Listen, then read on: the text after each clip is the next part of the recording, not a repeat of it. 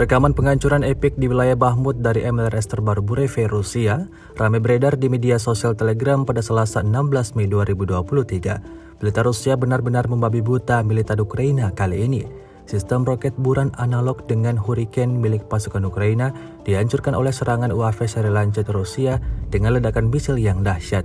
Seperti yang terlihat dalam rekaman, setelah hantaman UAV, ledakan-ledakan dahsyat menyusul bahkan lebih besar dari yang diperkirakan. Rusia mengklaim insiden ini membuat militer Ukraina alami kerugian besar. Tak ada yang selamat. Video ini viral dan menuai beragam komentar dari warganet.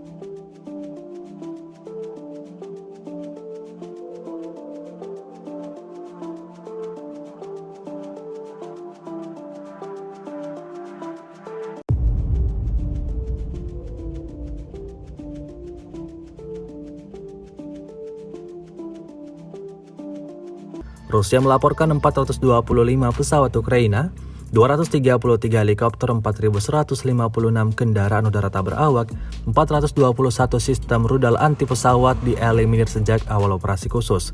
Sementara itu dari kubu Kiev, Kementerian Pertahanan Ukraina melaporkan 580 tentara Rusia dieliminir dalam sehari terakhir. Total 199.460 prajurit Federasi Rusia meninggal sejak awal konflik hingga hari ke-446.